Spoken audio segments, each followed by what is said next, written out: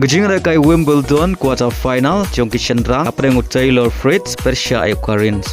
Aba pai shak ne gajing kai Taylor ulakhur ganam job hadin bolala abat pelim Eukarins da lai la kawai kata dan riu la lai wei iwei la riu ban nyau la riu. Ban Lyngba ne gajing job Taylor Fritz ulayo ban Rung shaka semi final.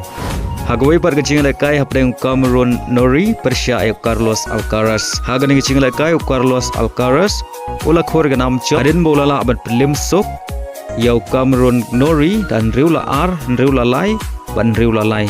Ban Lyngba ne gajing job Carlos Alcaraz ulayo ban Rung shaka semi final. Hagajing kai European Women Championship apreng ka Portugal Persia ka Italy. Abo pai shagna ke chingle kai baro artli ki ken hun ki khai ta marshi gol adu bukot ke chingle kai Ban Lyngba ke jinga khai ka Portugal kadang cingai bani Rung shaka quarter final. Hag jingle kai apreng ka Germany Persia ka Denmark hagni ke chingle kai ki theile kai jungkri Germany kila khor ga nam job hadin bagilala ban film ya ki theile kai jungkri Denmark da arla kawai. Ban Lyngba ke jing job ki theile kai jungka Germany kila yo ban Rung lupa shaka quarter final.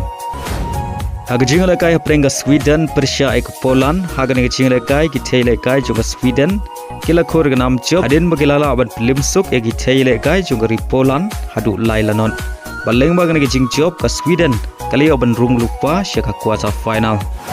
Hagajing kai FIFA Club World Cup semi final hapreng ka Fluminense kabrei ka club nagari Brazil Persia ek Chelsea kabrei ka club nagari England.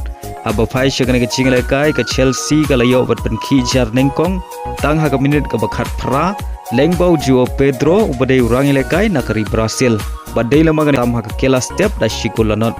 Aba pai par shaga kela min ka Chelsea ka layo byang ban tap ya ka gol ka ba ar ha ka minute ka ba san penreu badia ka ni ka gol layo byang ban tap Lyngba Pedro badu Pedro layo ban tap ya ka gol ka ba ar ha ka ni ka chingle kai ba nengkong jong u naga club Chelsea. Badai lamang ini ki ar gol jong Pedro kirang kai jong ke Fluminense ki klem la shu ban siu kuliang hadu bukot ka jingle kai haga ba ka Chelsea kalala ban pelim ya ka Fluminense da ar lanot badi Rung shaka final jong ke FIFA Club World Cup ar jar ar peusan.